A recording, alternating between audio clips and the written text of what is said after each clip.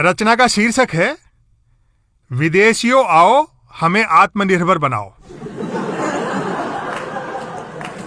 प्रधान सेवक ने लोकल से वोकल बने कहकर होमवर्क दिया और उनके निठल्ले भक्त काम पर लग गए। एक छद्म राष्ट्रवादी ने अपने चाइनीज मोबाइल से मेरे कोरियाई मोबाइल पर इंग्लैंड की भाषा में अमेरिकी व्हाट्सएप द्वारा मैसेज भेजा कि भारत को आत्मनिर्भर बनाना है।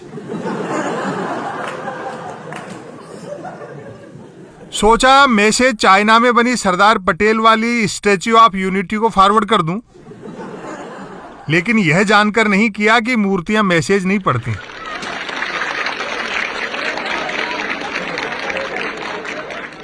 विपक्ष में थे तो हाँकते थे कि भारत को सोने की चिड़िया बनाना है, सरकार में आए तो बोलने लगे कि विश्वगुरु बनाना है, और अब कह रहे हैं कि आत्मनिर्भर बनाना है।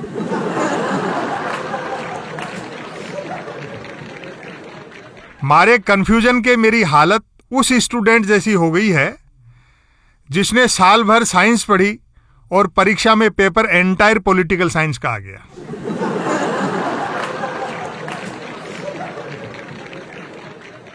जिन्होंने 51% एफडीआई के खिलाफ जमीन आसमान एक किया था, सत्ता मिलते ही 100% तक एफडीआई लाद दी।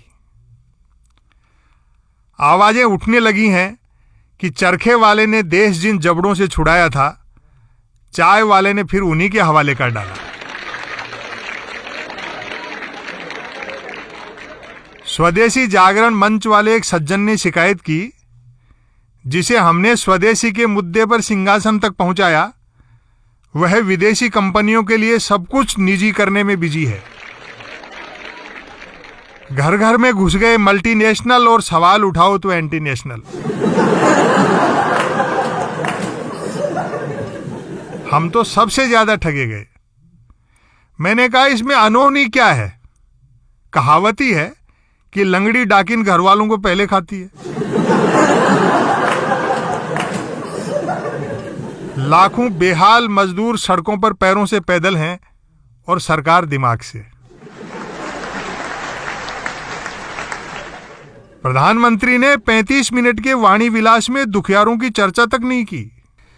यहां यह भी बताता चलूं कि लफ्फा जी को शुद्ध हिंदी में वाणी विलास कहते हैं।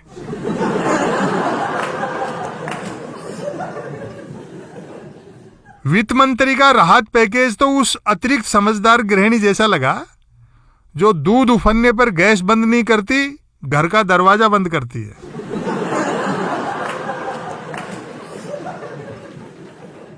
याद रखना, ये छालों भरे लाखों पैर जिंदगी भर पीछा करेंगे जब तुम कुर्सी से उतर जाओगे।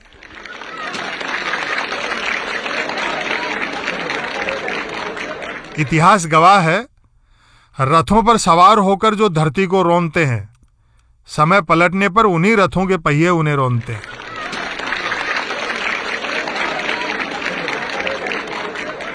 खुशखबरी है कि भारत आत्मनिर्भर होने के नुस्खे बिल गेट्स से पूछ रहा है।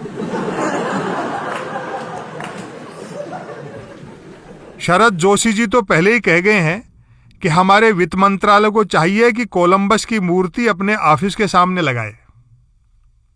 यदि वह अमेरिका नहीं खोजता तो हम उधार कहां से लाते।